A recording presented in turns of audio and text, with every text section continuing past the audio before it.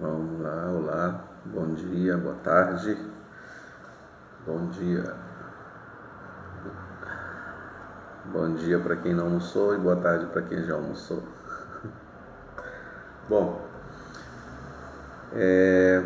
quero esse minutinho aqui, quero estar compartilhando uma palavra com vocês. E nessa semana eu quero estar compartilhando com vocês nesse horário, né, um trecho da palavra de Deus, uma pequena parte, um capítulo. Nós vamos estar lendo o livro de Tiago e, quero compartilhar com vocês, né, um pouco dessa leitura. Eu sei que muitos estão talvez descansando, terminando do seu almoço, e mesmo assim eu quero dedicar esse momento a gente compartilhar junto um pouco da palavra de Deus. E, meu desejo é que cada um seja abençoado em nome de Jesus, né? Faz algum tempo que a gente não grava nada, né, no Facebook, e eu quero começar, né? Quero começar lendo um capítulo do livro de Tiago, que diz assim: Tiago, servo de Deus e do Senhor Jesus Cristo, às 12 tribos que se encontram na dispersão, saudações. Meus irmãos, tende por grande alegria passar por várias provações, sabendo que a provação da vossa fé, uma vez confirmada, produz perseverança. Ora, a perseverança deve ter ação completa, para que sejais perfeitos, íntegros, em nada deficientes. Se, porém, algum de vós necessita de sabedoria, peça a Deus, que Ele dará deliberadamente, e nada lhes impropera, e se-lhe-á concedida. Olá, Cléria, um abraço para vocês. Peça, porém, com fé, nada duvidando, porque quem duvida é semelhante à onda do mar, impelida e agitada pelo vento. Não suporta esse homem, não supõe esse homem que alcançará do Senhor alguma coisa. Homem de ânimo dobre, inconstante em seus caminhos. O irmão, porém, de condição humilde, glorie-se na sua dignidade, e o rico na sua insignificância, porque ele passará como a flor da erva, porque o sol se levanta com seu ardente calor, e a erva seca e a sua flor cai. Desaparece a sua formosura e o seu aspecto, assim como murchará o rico em seus caminhos. Bem-aventurado o homem que suporta com perseverança a provação, porque depois de ter sido provado, receberá a coroa da vida, a qual o Senhor prometeu aos que os amam. Ninguém lhe será tentado.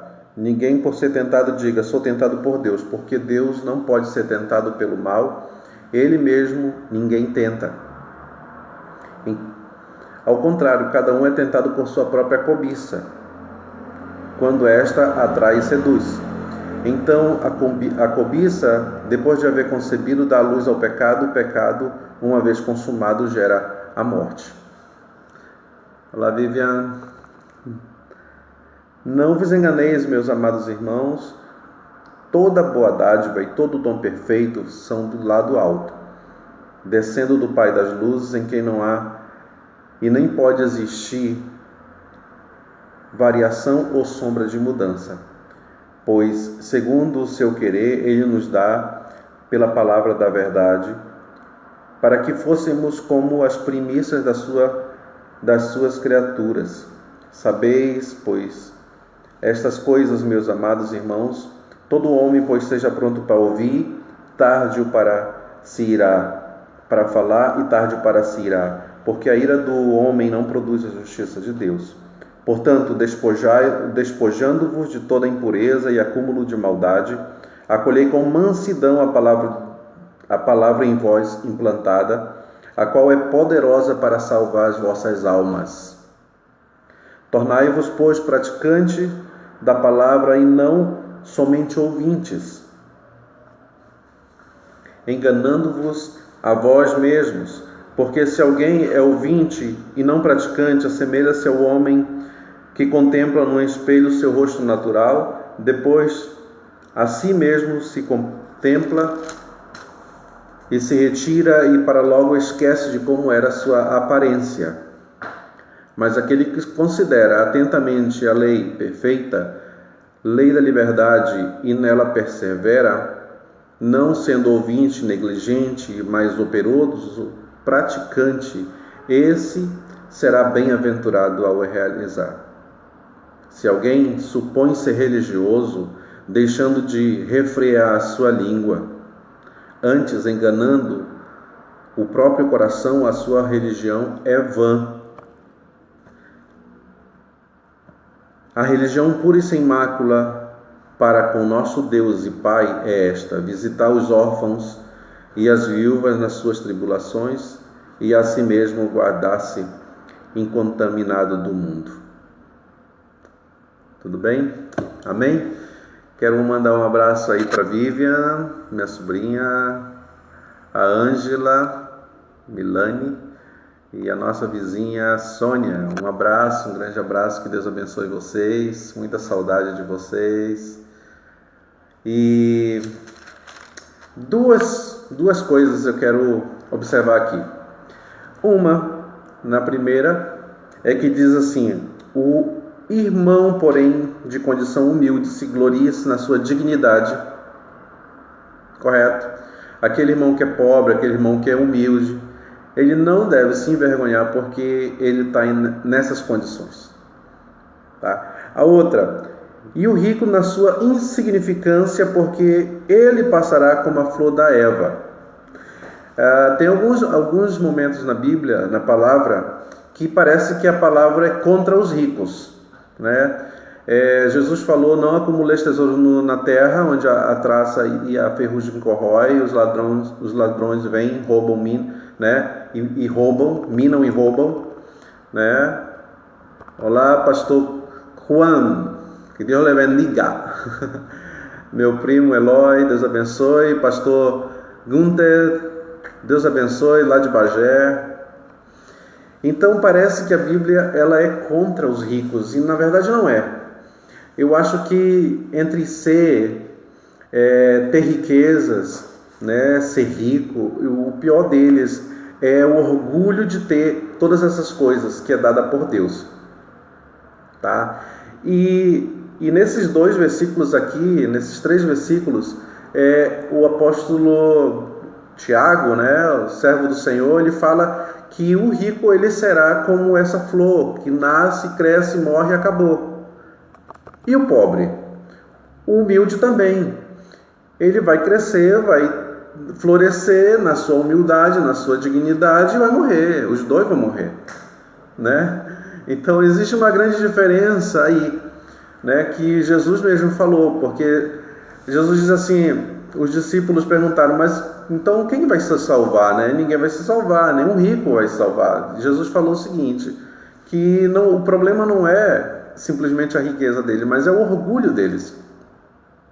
E ele conta a história do rico e do Lázaro, né? Que jazia na porta do rico, e o rico se regalava com riquezas, né? Comendo do bom e do melhor, e o Lázaro pobre ficava na porta dele. E Jesus dizendo assim: morreu o Lázaro e foi recebido pelos anjos, foi levado pelos anjos, e morreu o rico também, só que o rico foi sepultado. E ele diz que lá no Hades, que é o inferno, o rico olhava e via Lázaro sendo consolado no seio de Abraão, né? E Jesus estava ensinando uma coisa para a gente aqui, né? Não é que todo rico ele vai para o inferno, não é isso. Ele está falando das atitudes do rico, porque isso é o que leva o mal. Jesus falou: não é o que entra na boca do homem que contamina o homem, sim o que sai, quer dizer, do seu interior. As coisas más que estão no interior do homem machuca, macula o homem, né? Faz com que o homem seja impuro, né? Todos os problemas que o homem traz vêm de dentro dele. Então, o problema não é a riqueza, o problema é que houve orgulho. Como era esse rico, essa pessoa que tinha posses? Jesus fala para os discípulos que eles poderiam sim ter riquezas, mas com perseguição, quer dizer, com tribulações. As coisas dessa vida, elas ainda seriam um problema para nós. Jesus, ele nunca ofereceu essa vida para nós. Jesus, ele não veio, não morreu para oferecer esse mundo para nós. Tem coisas boas nesse mundo que a gente está usufruindo, mas a nossa terra não é aqui. Engana-se aquele que pensa que tem coisas boas, está vivendo uma situação muito boa e que para ele está tudo legal. Não é isso. Nós estamos passando por uma situação muito difícil, que não é a riqueza que vai te salvar da morte. A gente sobrevive com bem menos coisa. Então hoje a gente pode entender muito mais o que Jesus pregou há 2000 anos atrás, dizendo: vinde a mim todos vós que estáis cansados e sobrecarregados, e eu vos aliviarei. Tomai sobre vós o meu jugo e aprendei de mim, que sou manso e humilde de coração, e encontrarei descanso para as vossas almas. Olha só, quem estava cansado não era o corpo. Jesus olhava muito além do sofrimento das pessoas. Era a alma das pessoas. Engana-se aquele que pensa que só o corpo se cansa. Não, a alma se cansa. E Jesus veio numa situação de escravidão, num contexto de escravidão. E ele sabia muito bem o que era esse contexto de escravidão, peso, cansaço e dor. Só que Jesus não viu a situação social como hoje nós olhamos a situação social da população, da humanidade. Não, Jesus olhou a alma das pessoas. A alma das pessoas estavam cansadas. E hoje nós nos encontramos numa situação muito parecida, tendo muitas coisas ao nosso favor, tendo tudo próximo de nós. Nós não vivemos em escravidão, porém a nossa alma, ela está cansada e aprisionada. E eu quero terminar essa meditação aqui com vocês, tá? Dizendo: a religião, porém, sem mácula para com o nosso Deus, tá? E Pai é esta: visitar os órfãos e as viúvas nas suas tribulações, e a si mesmo guardasse, observe bem, guardasse incontaminado do mundo. Isso é a verdadeira religião. Então aí você tem a oportunidade de escolher o que o mundo te oferece. Você tem que se manter incontaminado. Aí você diz: mas André, nem tu se mantém incontaminado. Mas claro, ninguém. Só que a gente tem que lutar, a gente tem que se manter, tem que buscar isso, tem que buscar permanecer incorruptível, não incorruptível, mas irrepreensível na medida do possível, tá? Então assim, nós devemos nos afastar ao máximo das coisas do mundo, e essas coisas do mundo tem muitas, uma gama de sugestões que o mundo oferece para nós. Então cabe a nós nos mantermos firmes e fiéis à palavra de Deus, o que a palavra de Deus nos ensina, queridos. Eu posso falar muito bonito para você, eu posso te dizer coisas legais, eu posso usar palavras de sabedoria, buscar o dicionário antes de vir trazer uma palavra e falar. Só que se você esquecer da palavra de Deus, o que você lê, como eu li agora aqui no capítulo 1 do livro de Tiago, se você esquecer disso e não observar o que está escrito aí, você está se enganando. Sinto muito te dizer isso. Palavra de sabedoria, em todo lugar tem. É só você buscar no YouTube como falar bonito e você vai aprender. Agora, observe o que está escrito na palavra de Deus, na Bíblia. Tá? Guie-se segundo a palavra de Deus.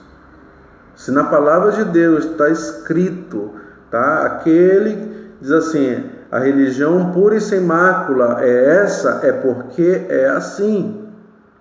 Não vai inventar outra religião, porque é essa que é a Bíblia, é essa que é a palavra de Deus. Então, assim, eu quero deixar essa meditação para você, queridos, de nós voltarmos à palavra de Deus. Estamos vivendo os últimos dias, tá? Os últimos dias, são os últimos momentos da nossa vida aqui nessa terra. Então prepare-se, a Bíblia diz: ao limpo, limpe-se mais, e ao impuro, deixe que se torne mais impuro ainda. Então estamos vivendo dias difíceis, e eu quero trazer essa palavra para você. Eu não quero trazer palavra bonita, não quero trazer palavra para encher teu ego, para acalmar um pouco teu sofrimento em sentido rápido da coisa. Não é, querido. Eu quero que você vá lá para a palavra de Deus, porque ela é que traz esperança, não são as minhas palavras que vai trazer esperança para você. É a palavra de Deus. Eu estou aqui sendo um canal só para ler a palavra de Deus para você. É simples, é simples. Um grande abraço Emerson Guerra, que entrou aí, a Vera Dornelles, nossa amiga lá de Alegrete. Deus abençoe.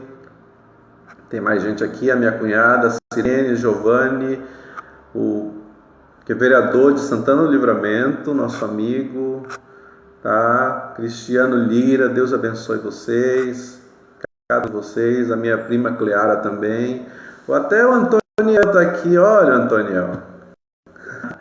Deus abençoe, Deus abençoe. Chegaram no finalzinho, já está terminando, tá? Amanhã a gente promete, vai começar mais, vai ter mais um tempinho, tá bom? Então Deus abençoe. Ignore as minhas palavras, vamos dizer assim, e fique com aquilo que Deus está falando na sua palavra, tá? É o que importa, queridos, tá? Não se engane com filosofias, não se engane com palavras bonitas. Procure a palavra de Deus e observe o que a palavra de Deus te diz. Porque daqui uns dias, eu espero que não, mas daqui um dia eu posso morrer, e as minhas palavras, elas vão juntas. Agora a palavra de Deus, a Bíblia diz assim, passará o céu e a terra, mas as minhas palavras não passarão. Fazem mais de 2000 anos que Jesus proferiu essas palavras, e até hoje ela causa um efeito na vida das pessoas, ela salva as vidas das pessoas. Amém? Que Deus abençoe a cada um, que Deus possa encher o coração de cada um de vocês de esperança no meio de tanta tribulação, tá? O profeta Abacuque disse que ainda que a figueira não floresça e que não haja fruto na videira, ainda assim eu me alegrarei no Senhor e exultarei no Deus da minha salvação. Não depende da situação que nós estamos vivendo para sermos e servirmos a Deus de uma maneira grata e feliz, queridas, tá? Em nome de Jesus, que Deus abençoe vocês ricamente. Até a próxima e até amanhã, se Deus quiser. Tem que chegar mais cedo aí, Tony, tá? Cristiano, Deus abençoe, querido, tá? Eloy, meu primo, um grande abraço, até amanhã. Tá? Deus abençoe. Deixa eu ver aqui se tem mais. Isso mesmo, velho. As portas do mundo são largas e são muitos que entram por ela. Não precisa nem se esquivar para entrar. Muito bem. Deus abençoe então. Uma boa tarde para cada um de vocês. Que Deus abençoe e até amanhã.